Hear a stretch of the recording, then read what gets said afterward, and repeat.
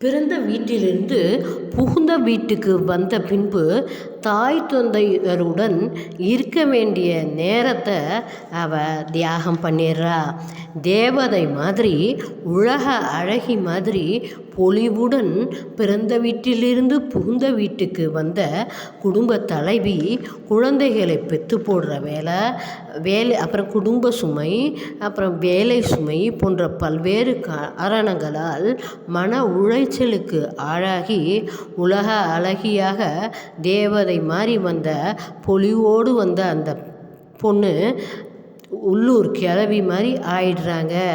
இதுலேருந்து தன்னோட அழகையும் பொலிவையும் தியாகம் செய்கிறான்னு தெரியுது.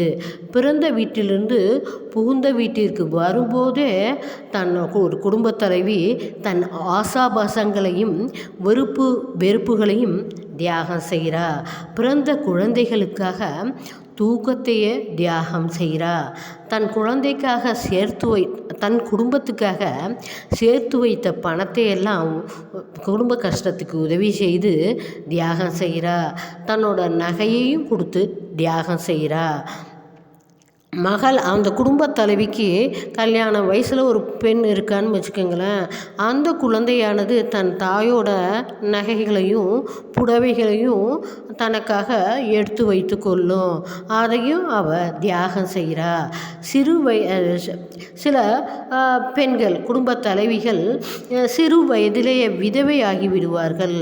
அப்போ அந்த குடும்பத் தலைவி தன் உணர்வுகளையும் தன் உணர்ச்சிகளையும் அடக்கி குழந்தைக்காகவே தன் வாழ்க்கையை தியாகம் செய்கிறாள். மறுமணம் செய்து கொள்ளாமல் தன் உணவை தன்னோட டயட்டே ஃபாலோ பண்ணாமல் தியாகம் செய்கிறாங்க.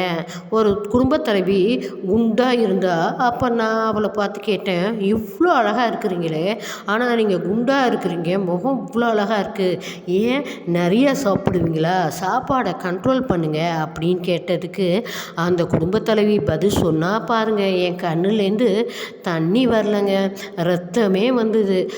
தெய்வங்களான்னு சொல்லிட்டு காலில் விழுவணும் போல் இருந்ததுங்க. என்ன தெரியுமா அந்த குடும்பத் தலைவி சொன்னால், மேடம், ஒரு நாள் நாங்கள் சமைக்கிறப்ப நல்லா இருக்குன்னு சொல்லி கணவர் மற்றும் குழந்தைகள் எல்லாம் திரும்ப திரும்ப கேட்பாங்க. டிஃபன் பாக்ஸில் அதையே வேணும்னு கேட்பாங்க. ஸோ கொடுத்துருவோம். எங்களுக்கு சாப்பாடே இருக்காது, வெறும் காஃபியை குடிச்சிட்டு நாங்கள் அன்றைக்கி பட்னியாக இருந்துருவோம். மதியானம் நைட்டு ஏதோ கேஷுவலாக இட்லியோ தோசையோ செஞ்சு சாப்பிட்ருவோம். இன்னொரு நாள் பார்த்திங்கன்னா ஒரு பதார்த்தத்தை செஞ்சால் அது எனக்கு வேணாம் அப்படின்னு சொல்லிட்டு கணவர் மற்றும் குழந்தைகள் அதை சாப்பிட மாட்டாங்க. வேஸ்ட்டாக போகுதுன்னு சொல்லிட்டு அதை நான் மதியானத்துக்கும் நைட்டுக்கும் வச்சு அதை தீர்த்துருவேன். இப்படி ஒரு நாள் சாப்பாடே இருக்காது, ஒரு நாள் அதிக சாப்பாடு. ஸோ எங்களுக்கு கரெக்டான டயட் இல்லாதனால நாங்கள் இப்படி ஆயிட்டோம் மேடம் அப்படின்னு சொன்னால் என்ன ஒரு தியாகம் பாருங்க. அதுதாங்க குடும்பத் தலைவி. பிரசவம் என்பது மறுபிறவி, உயிருக்கே ஆபத்து அப்படின்னு தெரிஞ்சும் தன்னோட உயிரையே பணைய வைக்கும் தியாகத்தை செய்கிறாங்க. அதாவது 2வது பிரசவத்துக்கு தயாராகிறாள். தன் உடன் பிறந்த சகோதர சகோதரிகள் நல்ல நிலையை அடைய வேண்டும் என்பதற்காக மூத்த பெண்ணாக பிறந்த குடும்பத் தலைவி தன்னை விட 15 வயது 20 வருட மூத்தவரை திருமணம் செய்து கொண்டு தன் இளமையையே தியாகம் செய்கிறாள்.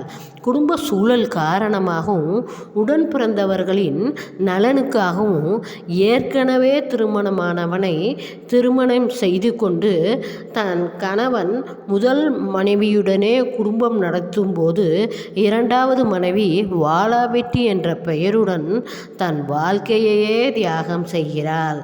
நல்ல அழகுடன், நல்ல வேலையுடன், நல்ல சம்பாத்தியத்துடன் இருக்கும் மூத்த பெண்கள் தன் உடன் பிறந்தவர்களையெல்லாம் கடையேற்றி விட்டு அதாவது திருமணம் செய்து விட்டு திரும்பி பார்ப்பதற்குள் 45 வயதாகிறது. 45 வயதில் திருமணம் கஷ்டப்பட்டு ஒரு வரனை தேடி முடித்தாலும் அவளுக்கு குழந்தை வயதின் காரணமாக பிறப்பதில்லை. ஸோ அந்த மாதிரி குடும்ப தலைவிகள் தங்கள் குழந்தையையே தியாகம் செய்கிறார்கள். சிறு வயதிலேயே கணவனை இழந்த பெண் தன் பொட்டையும் பூவையும் தியாகம் செய்கிறாள். பொட்டும் பூவும் சின்ன குழந்தையிலேருந்து நம்ம வச்சுக்கிறது தானேங்க, அதை தியாகம் செய்ய வேண்டிய அவசியம் கிடையாது. தன் கணவன்